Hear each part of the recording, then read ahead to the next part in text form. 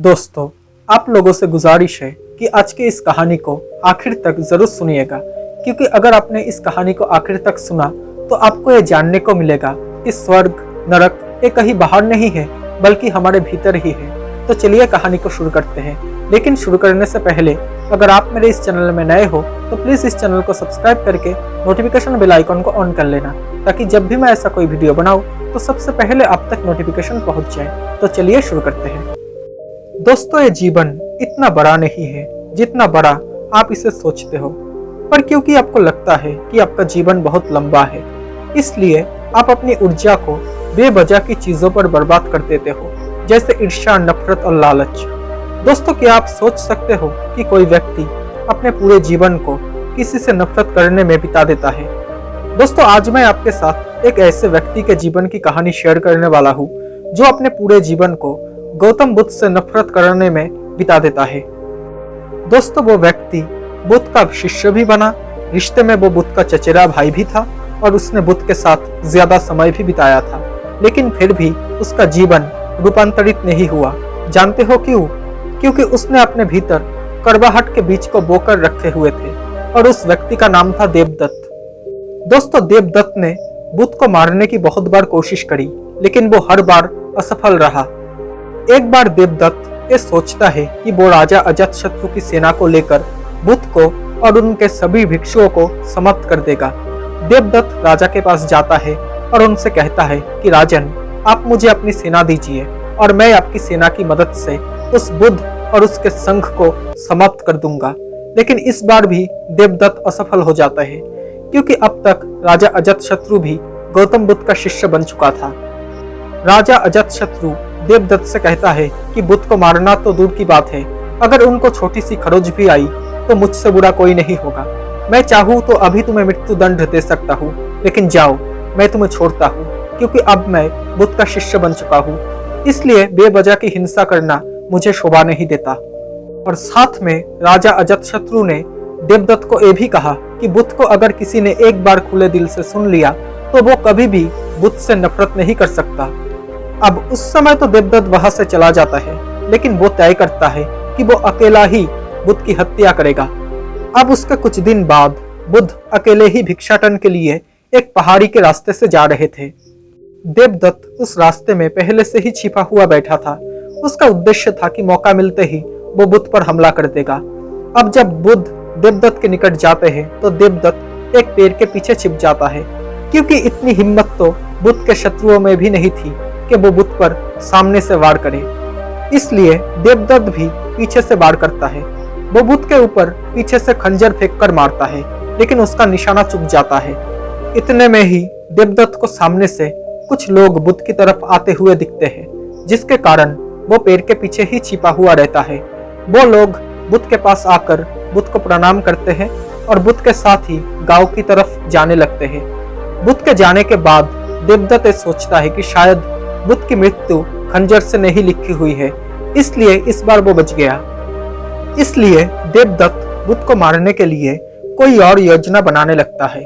उसके बाद देवदत्त एक छोटी सी पहाड़ी पर चढ़कर बैठ जाता है। उस पहाड़ी पर छोटे छोटे बहुत सारे गोल पत्थर थे, जिन्हें आसानी से नीचे धकेला जा सकता था। उन पत्थरों का आकार कुछ ऐसा था कि अगर किसी के सर पर गिर जाए तो उसकी मृत्यु निश्चित थी। उस पहाड़ी के नीचे से आने जाने का एक रास्ता था और देवदत्त ये जानता था कि बुद्ध भिक्षाटन के बाद उसी रास्ते में वापस लौट आएंगे। इसलिए देवदत्त वहीं पर छिपकर बुद्ध के आने की प्रतीक्षा करने लगता है।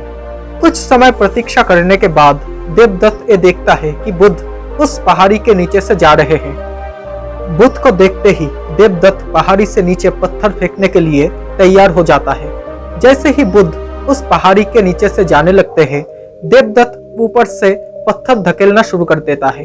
उन पत्थरों से बुद्ध को तो कोई नुकसान नहीं पहुंचता है, लेकिन पत्थर धकेलने के कारण देवदत्त का पैर फिसल जाता है और उस पहाड़ी से लुढ़कते हुए नीचे गिर पड़ता है देवदत्त। अब उस पहाड़ी से नीचे गिरने के कारण देवदत्त बुरी तरह से जख्मी हो जाता है। बुद्ध ये जानते हुए भी कि देवदत्त उनके प्राण लेना चाहता था, फिर भी वो उसे जख्मी हालत में अपने भिक्षुओं के पास ले जाते हैं और उसका उपचार करना शुरू कर देते हैं।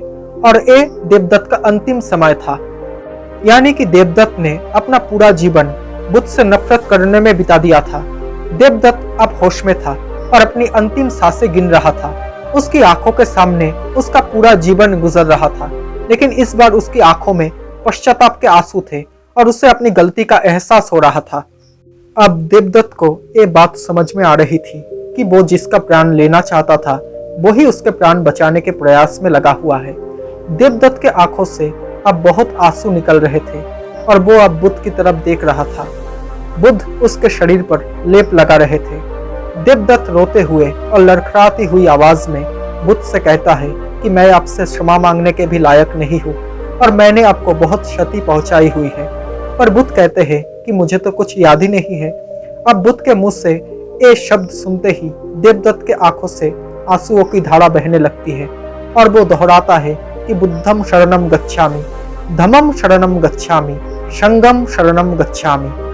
दोस्तों, बुद्ध कहते हैं कि बुद्ध, संघ और धर्म हर मनुष्य के अंतर में है और स्वयं को जगाने की क्षमता बुद्ध है। जागने के बाद हम जिस पथ पर चलते हैं वो हमारा धर्म है और खुद के मन को एकांतरित करना यानी उसे केंद्रित करना संघ है। ये तीनों रत्न सभी लोगों के अंतर में है। उसके कुछ क्षण बाद देवदत्त अपना शरीर त्याग देता है।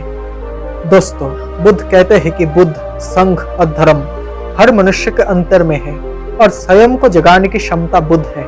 जागने के बाद हम जिस पथ पर चलते हैं वो हमारा धर्म है और खुद के मन को एकांतरित करना यानी उसे केंद्रित करना संघ है। ये तीनों रत्न सभी लोगों के अंतर में है। उसके कुछ क्षण बाद देवदत्त अपना शरीर त्याग देता है।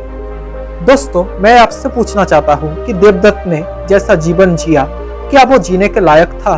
क्या नरक किसी और जगह का नाम है? दोस्तों, वो अपना पूरा जीवन नफरत की आग में जला और अंत में उसे अपने गलती का एहसास हुआ। इस बात को सोचना जरूर कि क्या गलती का एहसास करने के लिए मृत्यु आवश्यक है और क्या मृत्यु आने पर ही हमें ये एहसास होगा कि ईर्ष्या, नफरत और लालच ये सभी चीजें व्यर्थ है? क्या उससे पहले हम इस जीवन को सुंदर नहीं बना सकते और इस जीवन को जीने का योग्य नहीं बना सकते? दोस्तों, आज के इस कहानी से हमें ये सीखने को मिलता है कि नरक कहीं बाहर नहीं है, बल्कि वो हमारे अंदर ही है और उसका निर्माण ईर्ष्या, नफरत और लालच ऐसी बीमारियों से होती है। दोस्तों, आज की ये कहानी आपको कैसी लगी और आपको इस कहानी से और क्या क्या सीखने को मिला, ये कमेंट करके जरूर बताइएगा। और अगर आपको ये कहानी अच्छी लगी हो तो प्लीज इस वीडियो को एक लाइक कर देना और अगर आप मेरे इस चैनल में नए हो तो प्लीज इस चैनल को सब्सक्राइब करके नोटिफिकेशन बेल आइकन को ऑन कर लेना, ताकि जब भी मैं ऐसा कोई वीडियो बनाऊं तो सबसे पहले आप तक नोटिफिकेशन पहुंच जाए। Thank you so much guys for watching this video. Stay happy, stay blessed.